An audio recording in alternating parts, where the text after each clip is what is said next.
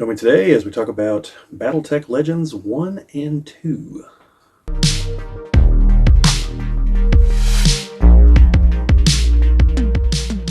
It's the Geek Cabal channel. My name is Bobbie, if you've not been here before. And today we're going to be talking about these two books. I'm not going to review them individually because the content's kind of on the lighter side and they're basically the same in structure.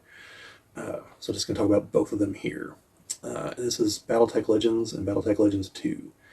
Now these came from the two Kickstarters, this one from Clan Invasion, this one from Mercenaries. So if you back those, you might either have the physical versions or you might have digital versions of these. I don't remember exactly who got what at which tier.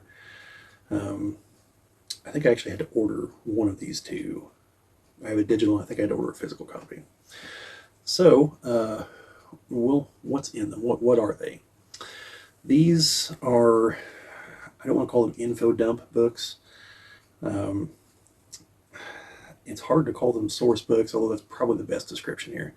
There's no game information in these. This is purely this is all fluff. There's no crunch. For those of you who don't know the distinction between those two when it comes to games, fluff is like background information, lore, things like that have no real impact on the game, whereas crunch is game rules. Okay, so in my flip through I did not see anything about game rules in here. So although like the weapon loadouts for the mechs I think are in here, but I don't think I would go so far as to classify that as, yeah, no, I take that, well, I mean they are, but you don't have like armor points and you don't have anywhere near what you need to actually use this for the game. So anyway, yeah, so the first one is broken up into sections. We have the table of contents introduction, then we have the Star League era, Succession Wars era, Clan Invasion era, the Civil War era, that'd be the FedCom Civil War, the Jihad era, the Dark Age era, and the Ill Clan era. So keep in mind that there have been advancements in events since both of these were published. So the information is going to be a little shaky on some of these things because we have had advancements of the plot lines as far as who the Ill Clan is, the fall of the Republic, who's still left from the Republic, and what they're doing, who's still left as far as the Clan Wolf and Clan Jade Falcon. We've got the deal with Tucker Harwell, and like when I was flipping through these before I started recording here, like these events are relevant to the people in these books. So, yeah, so we have this starting with Star League era. We have a short story in here that's 6 pages, written by Michael Ciaravella, and I honestly have not read the short stories in here. I'm assuming that they're pretty good because the authors listed are ones that I know are decent authors. So, yeah. So of course we're going to start off with, this is the format. You have like a picture of the character, the mech they piloted, some information, over here's information about them, this is about the mech, and of course we're going to start off with the Mackie, which was the first battle mech. So, we'll jump to Alexander Kerensky, this is Orion. He's a big fan of the Orion. Alexander Kerensky, of course, the general of the Star League, who led the Exodus. And I'm not going to go through and, show you everyone, but like we have Elizabeth Hazen, who's the original Khan of Clan Jade Falcon, Jerome Winson, who's a Khan for Clan Wolf, Nicholas was in love with his sister, and that's all we have for the Succession Wars era. And I believe the other book doesn't even have, or sorry, the not the Succession Wars, the I even said it, the Star League era.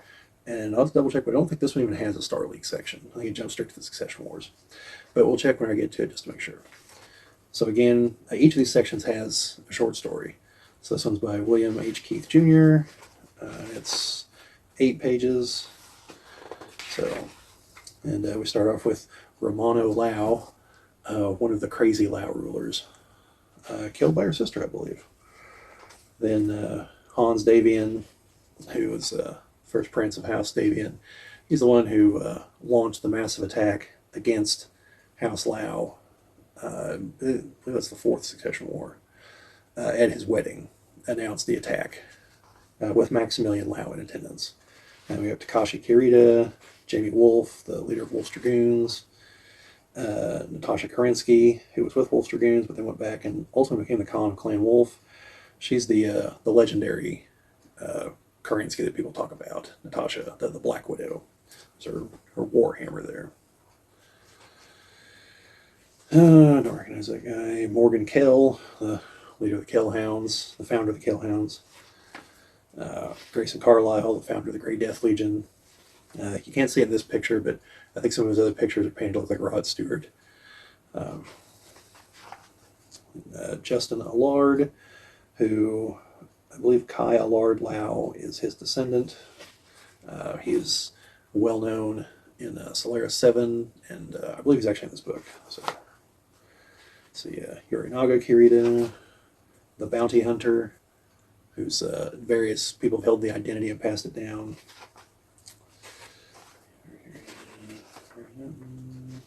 Then we get to the, like I said, I'm not going to read everybody here. We get to the Clan Invasion era.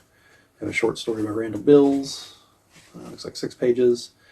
Now, even though he wasn't alive at this point, this is where they put Nicholas Kerensky, because he's the founder of the clans. And it talks about, him and presumably his brother in here.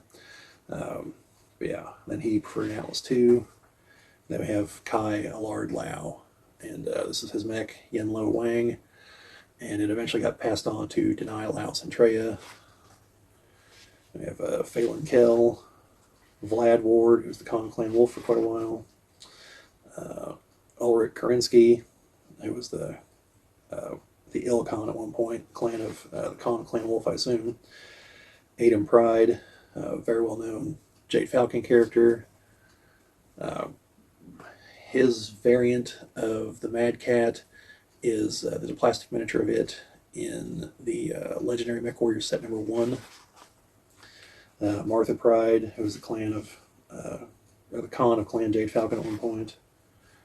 Adam Steiner, this is the main character from the cartoon. He was the leader of the Somerset Strikers, and he is a canon character. The cartoon itself is canon that the cartoon is in-universe propaganda created by the Lyrans. He became the Archon at one point, and was a supporter of Devil and Stone. But like he's a canon character in the setting, as is his nemesis from the cartoon, Nikolai Malthus. And this talks about his very inglorious end, basically tied up in the court system for the Lyran Commonwealth, trying to sue them over the creation of the TV show. Then we have Anastasius, I think is how you pronounce his name, Vogt. This is the guy who beat the clans at Tukid, who understood that the clans were not geared for prolonged warfare and things like supply lines and logistics. He's the guy that stopped them while he was working for Comstar. Then we get to the Civil War era, and we have a short story by Stephen Mohan Jr. Looks like it's 8 pages. And here's where we get Victor Steiner Davian, very well known and impactful character in the setting. The guy who took the fight to the clans, fighting back to Strana Mekti, and his crazy sister, Catherine Steiner Davian, who initiated the FedCon Civil War. I believe she claimed the Lyran half, and ultimately exiled and then killed by her gene spawn kid, Ulrich Ward. Let's see. What else we got here? Get to the Jihad era. Here we have a short story by Herbert Bees II. It's like 6 pages. This is where we get Devil and Stone, the great hero who stopped the Jihad and founded the Republic. Recognize her. Him. Not a lot there. It's only like 4 characters. So we get to the Dark Age era. And here we have a story by Blanley Pardoe. Looks like 6 pages. We start off with Tara Campbell. She was part of the Highlanders. She would have been introduced during the Whiz Kids era, the Clicky Tech era.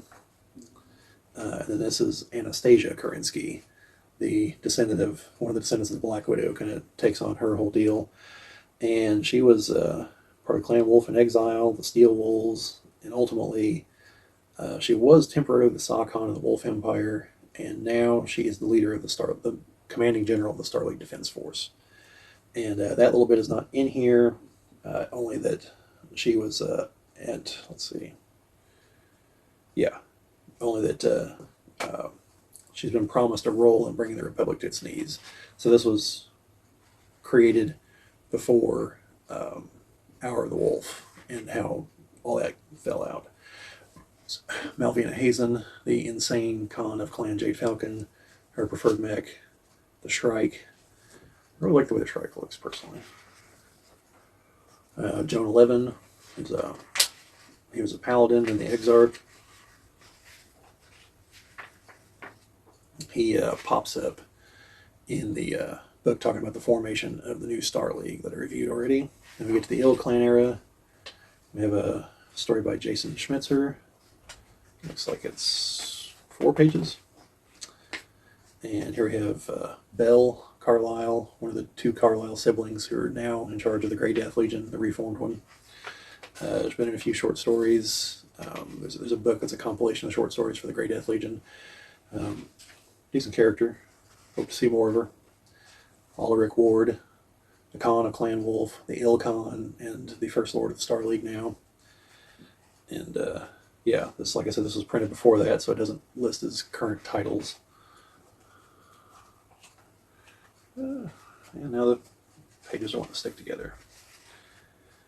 Deny Lao Centrea, the heir to the throne of House Lao, and the Magistracy of Canopus. Julian Davian, the first prince of the Federated Sons at the moment, recently retook his homeworld.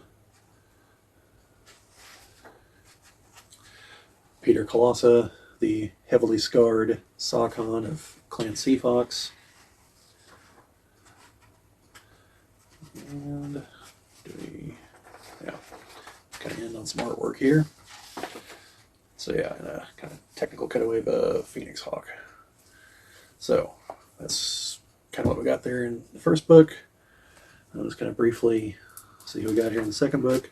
Yeah, this jumps straight to the Succession Wars. There is no Star League era here. And let's see if any names jump out at me here. Well, Rhonda Snord from Snord's Irregulars.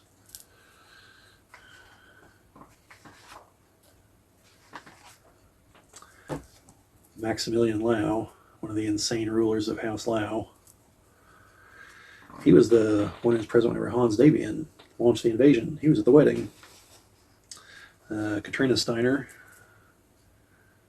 I believe she's the one who married Hans Davian. I could be wrong on that, but I believe she is. If it wasn't her, it was her daughter. I have no idea who this guy is. Lawrence Helmond Nelson, but that's a cool picture with the cowboy hat and sunglasses, I'm not going to lie.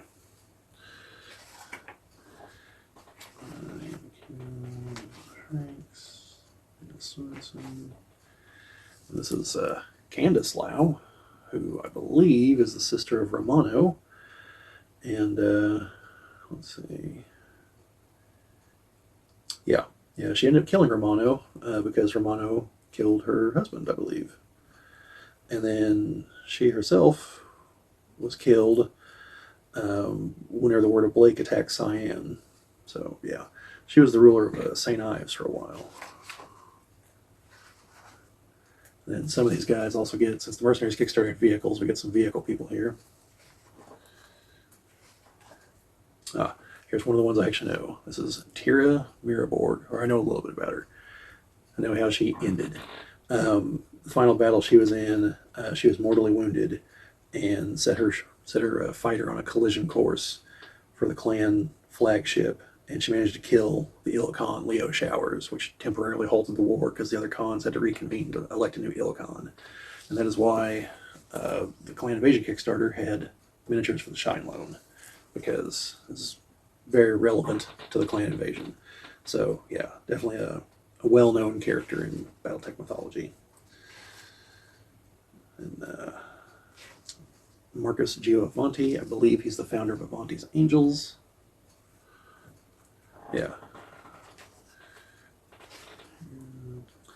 This is Paul Moon. He's a Smoke Jaguar character,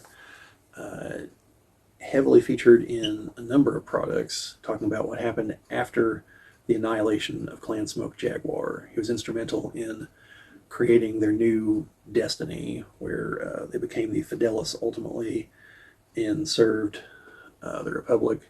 And then now, under the new Ilkhan, they've begun reforming Clan Smoke Jaguar. He was an elemental, so he would have been, really tall and bulky. And also Trent is like the other half of that equation. Played a part in their downfall and the reformation afterwards. I have to wonder if this is a write-in character. This man is John Bob Jones is this man's name. Manticore Heavy Tank. Then we have another elemental. This is Lincoln Osis. He was the Khan of Clan Smoke Jaguar whenever they were destroyed. Then we go to the next section. We have a short story by Giles Gamage. Let's see, 4, 6, 8 pages. A little bit of artwork. And then we're into the Civil War era. I don't personally recognize any of these people, but I haven't read a lot of stuff from the Civil War, so these guys could be important to that. But I'm trying to keep this video, I'm not trying to show every single person that's in this. So apparently I must have jumped to the Jihad era in here. I guess there was no short story in between. So I do recognize at least one of these people. This is Brett Andrews. He was the Khan of Clan Steel Viper. He was the Ilkhan, and he was the one who led the purge against the clans that they considered unclean in the clan homeworlds. This was talked about in the Wars of Reaving source book that I believe I did a video about. Yeah, he was killed by another Khan, the Saw Khan of Star. Let's see, he killed the Star Rider Khan, Stanislav and Buta, and then he was immediately beaten to death by Hannibal Banachek, who was the Saw Khan of Ozen Buta's Son Khan. And then very shortly thereafter, the Steel Vipers were annihilated for being tainted. So, yeah. I think that happened aboard the McKenna's Pride, I believe. I could be wrong on that, but I think that's when it happened. Yeah.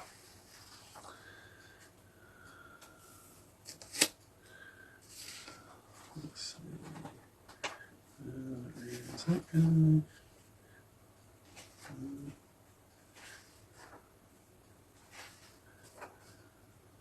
This is Katana Tormark. She was the leader of the Dragon's Fury, which was a kind of pseudo-faction from whenever the Clicky Tech game began. They didn't have the parent houses and clans yet. Coming into the war, it was just like kind of front groups. So she was the group that kind of represented House Kirita. Ultimately got promoted to be the warlord of Dairon, and then was on the wrong side of an internal power struggle. Damian Redburn. He was one of the exarchs of the Republic of the Sphere. He ended up dying in the Battle for Terra.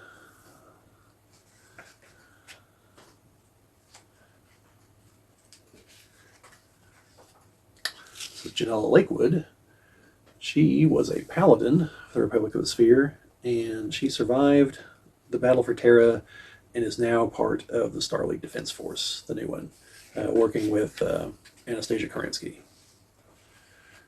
And Ramiel Becker here, he was a former Ghost Bear who got Ulrich Ward won him in a trial and brought him over because he wanted him for his tactical acumen and his design capability to design new mechs for them for the Battle for Terra. And he ended up dying in the Battle for Terra.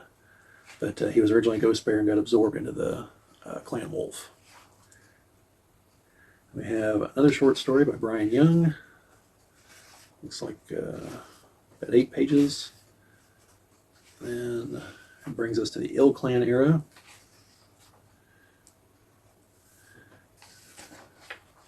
We have Kalendra Kell, who doesn't use a mech, but instead uses an SM-1 tank destroyer. She's the current leader of what's left of the Kell Hounds. And I believe she is Yeah, she's a self-proclaimed Duchess of the Ark Royal Liberation Coalition. So yeah, we have Yuri Kirita, the current coordinator of House Kirita. She was originally put there by Warlord Toranaga, and ended up kind of outmaneuvering him, and he got himself killed. So now she's free of the shackles and is running things on her own. This is Katie Ferraro. I have not read any of the stories with her in it, but she's from the Fox Patrol stories. Brian Young writes those.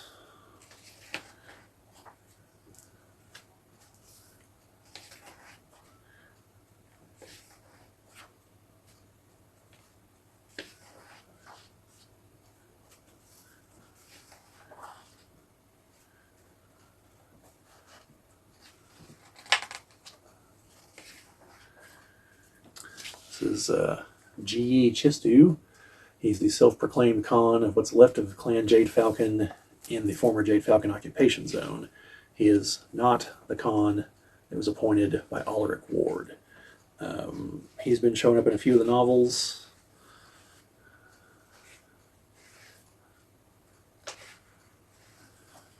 This is Rio Jones, and he is a former agent for the Republic, and is now with Clan Seafox after the events of the Voidbreaker novel. It kind of mentions what he ultimately became as far as with Clan Seafox, but doesn't talk about how he got there. So I assume that means the Voidbreaker novel was in production, or was at least being floated before this book was released. We have Sarah Regis, former Lyran commander, and now the Governor General of the new Tamar Pact. There's already been a novel talking about how that happened. This is Eric Sandoval Grohl, Prince's Champion to Julian Davian. He's not quite the second in command, but where he goes, he basically speaks with the Prince's authority. It's kind of similar to how at a certain point the Roman Empire had like an emperor and there was a name for it, it was essentially like a co-emperor, and he had authority over everything but the other emperor. So it's a similar situation.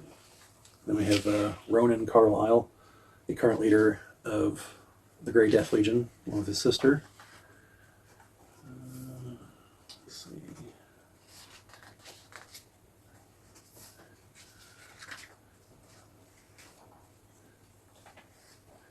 This is Cyrus McCarran, the leader of McCarran's Armored Cavalry, or at least he was up to the point of this book. I'm pretty sure he is now deceased, with Denai in charge, but also has been a new novel related to all that, so I don't know where things stand there. This is Nicole Merrick. She's the leader of House Merrick, the Captain General, taking her mother's place.